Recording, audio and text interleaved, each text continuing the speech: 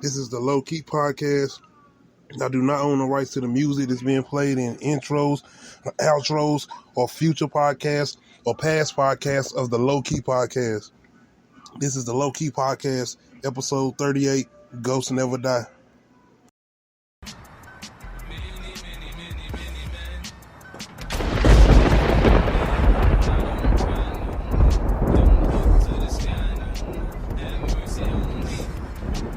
Gave Ghost my word I wouldn't kill you.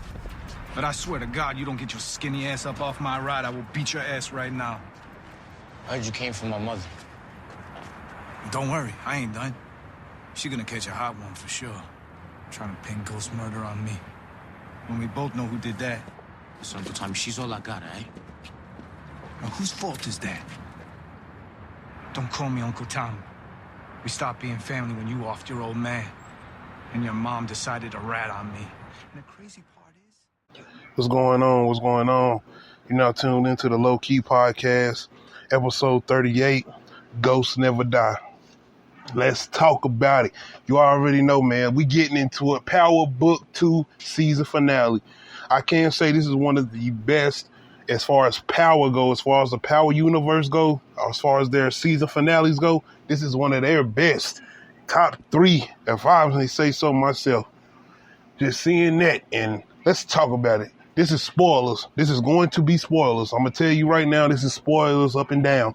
I'm doing all spoilers. I waited till Monday evening to do this, to make sure everybody got a chance to watch Power Book 2, that season finale. But we definitely doing spoilers. Tommy, if you ain't here from the intro, Tommy is back. Now, let's be clear. Tommy, as far as on this show, this was a cameo. Tommy will not be probably on it. I ain't going to say he ain't going to never be back on future episodes, but I'll probably say for the next season, you ain't going to probably see no Tommy. Probably the next two seasons of this series as far as Power Book 2, you probably not going to see no Tommy. Tommy has his own show that's going to be coming out, which is Power Book 4 Force. And just having his presence back on this episode, it brung a lot of that old Power vibes back. And I got to be honest, I want to give credit to the writers of this series. This never felt like Power to me. And whether it was bad or good, because it was bad at some time where I was like, man, shit, this ain't it. I'm telling, and it wasn't like even Tariq not liking a character like Tariq, because if you like me, we went into this not liking Tariq, man. We was like, man, how is they gonna do this? Because Williams not trying to follow Tariq ass throughout school or whatever the fuck he got going on. We don't even like this little nigga. He's spoiled. He get on our fucking nerves. We don't like him. But like I said, as far as giving credit to the writers of Power Book 2 Ghosts, they made the show not only feel different from Power, they made us end up liking Tariq. The transformation from Tariq from the beginning, leading off from Power and going into his own series as far as Power Book 2 and going all the way to where we got to the season finale, we all like, yeah, we can ride with Tariq. We with him. Let's go. I mean, maybe it's just my opinion, but as far as my opinion, yeah, I feel like, yeah, we ready to go with Tariq. Seeing what he does, everything it's Ghost 2.0. Let's just say it. This is Ghost 2.0. From the manipulation, the lying Tariq does, everything he does. I mean, the only difference with him is like he got 3. Ghost, as far as I know, only had 2. Like, damn, Tariq got 3. Got nothing going on, man. Like, I'm just saying though, man. But as far as my boy Tommy, how was you feeling when you seen that Mustang? When Tasha and Monet were getting shot at, and Tasha look out the window, how were you feeling when you seen the Mustang? When you seen that Mustang speed off, like, nigga, what? Hike is a motherfucker, right? I mean, just seeing it, man. Like I said, it took you all the way back. I mean, and if you like me, you was like, oh no, is that Tommy though? Is this Tommy? Maybe it's somebody else we don't know. You still wasn't sure. And then you get Tariq walking up to the Mustang again, and you got the whole thing going on with the mini man playing in the background. That's the intro we need, baby, for Tommy. That's the intro we need. We still wasn't, so they're like, damn, is this Tommy? What? We need to see it. And then you have Tommy coming out. And another thing I want to say I love is seeing Cassius. As far as the character, Lala's character son, seeing him and we getting some answers because we never knew what happened to him, what was going on with him. And we finally get to see that Tommy's been checking up on him, making sure he's good. Because if I'm not mistaken, he didn't call him Tommy, he called him Pops, right?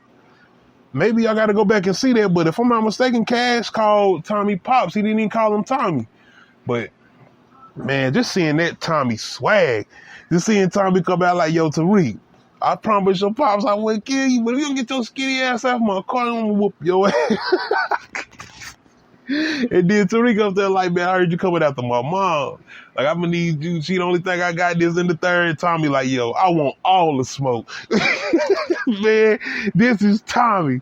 This is why I said I can't wait to this his solo show, man. I'm telling you, that's going to be the one.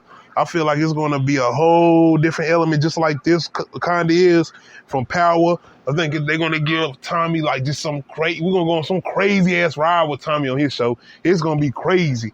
But just seeing everything that went on with Tariq and Tommy and how Tommy's like, yo, don't call me no uncle and this and that and the third, man, like, wow. It was just exciting to see Tommy back. That's the thing, man. It was very exciting to see Tommy back. So going in everything that goes on with Tommy and him telling Tariq, like, yo, I'm telling you, I'm taking your mom out. Like, I promise your pops I ain't gonna give nothing to you. But as far as your mama trying to pin a murder on me, and then it's trying to pin my homie murder on me, trying to pin my boy murder on me, yo, this is a whole different element of Savage. So you definitely knew. And I was just sitting there looking at this. I'm like, man, this is Tommy we talking about. You know he not about to just like, yo, everything cool. You know, because Tariq come up with some little plan. Like I said, this is spoilers. This is spoilers. And I'm talking about Tommy right now because this, like I said, Tommy steals this episode. To me, he steals this episode. But Tariq comes up with some little plan or whatnot. And they go through their little exchange or whatnot. And basically, Tariq is trying to do it to the fact where Tommy is not being hunted by the FBI and whatnot. So he'll leave his mama alone. But like I said, if you know Tommy is not going to let you just slide like that. If you came back, I'm going to look at the situation with Spanky. Like, look at all the situations Tommy has been in where he's went back and like caught up with these people or whatnot and cut off these dead ends or everything, man. Look at Dre. Look at everything that happened. Everything. 2-Bit. You see what we had 2-Bit do to Dre? So just seeing Tommy back, like I said, man, this is a ruthless dude. And I ain't trying to be like, yo, I love this killer mass murder, but I'm just saying, man, in TV world, this is one of my favorite characters. Now, I got to talk about my boy Zeke. You all know who I'm talking about, Zeke. Like, look, man, I don't watch TV. I don't watch movies. I know when somebody when they scared. And like, Zeke at the beginning of the season, he wasn't acting like this. And I get it. It's like, okay, he's scared now because some shit almost happened to him. He almost got his kneecap blew off. Okay, I get that. But why is this nigga acting like he's slow or some shit? Like, where did this come from? Like, yo, y'all know what I'm talking about. This nigga sitting up in here talking to the professor woman, like, you know what I'm saying? He's sitting in there like, yo, I don't know, but you talk to my aunt Mona, she might come after you. Like, what are you doing, nigga? Why are you making these facial expressions with your lips and shit? Like, nigga, why are you talking like this? Bruh, the shit was fucking funny as hell. Like, don't get it wrong. He didn't mess the episode up. If anything, he made that shit better. This shit was hilarious, bro. And he didn't just talk to the professor woman like that. He was talking to Tariq like that. He was just in there like pacing and shit. Like, I get it. He supposed to be acting like he's scared or whatnot. Like, maybe we need to give him some credit. Maybe this like is some good acting. Maybe I'm wrong. Maybe this is my opinion. Maybe I'm wrong. But I done seen the memes. Like, they got this nigga beside Eddie. They got this nigga beside Blank, man. Like, bro. He just was talking off his ass, man. And the way he was acting, his maneuvering, the way he moved, the way, like I said, the main thing was really his facial expression. Like, he looked like some motherfucker. He was just sitting up there like he was smelling his lips or some shit. Like, for real, bro. I'm telling you, man, shout out to this dude playing Zeke, man. I ain't trying to be funny enough, but man, bro, I'm telling you, that shit is crazy the way he was acting. Like, he was just sitting there like, oh, I'm trying to tell you. I don't know, but she got some GTT niggas coming after me. They always boom my kneecap. Like, what is you saying it like that for, bro? I'm just saying, man. Hey, he ain't mess up the episode. That's all I'm gonna say. He didn't mess up the episode, man. But I hope they do something different with Zeke next season, man, and give some better range or something, man. And I'm not just getting on Zeke either. Shout out to Mary J. I think she did a good job as far as her playing her character. But like I said, I did a review a couple weeks ago on Power leading up to the season finale. And like I said, I feel like they got Mary J. Blige. I don't think it's her fault because Mary J. Blige just played different roles as far as movies and stuff. She can act. But in this, it's kind of like they got her just playing this one-note character. Like, we get it. You are mean. You ruthless. You will take out anybody. We get it. But they got her like just going this extra mile. Like every maneuver she got, it's like, yo, what y'all doing? Get in here.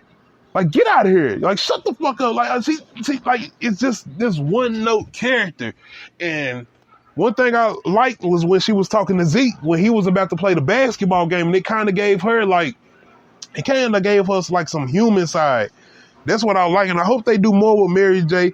next season. I hope maybe they'll give her a little backstory. I don't want to get, like, into some, like, Batman shit. Like, we got to hear her whole backstory, but maybe they'll give us a reason why the way she is, like they are doing with like a character like Kanan. Because even with Kanan, you seen that development with him when he had his relationship with Tariq. You seen how you started to see some of the differences in him not just being some ruthless dude. So I hope they do something different with that. But shout out to the exchange between Monet and Tasha. I was looking forward to that. So I'm glad that see that. And even the whole thing with Monet and Tommy, like I wasn't even expecting her to pop up on Tommy like that, but I love seeing that whole situation too. Now, your boy Kane. Let's talk about your boy Kane.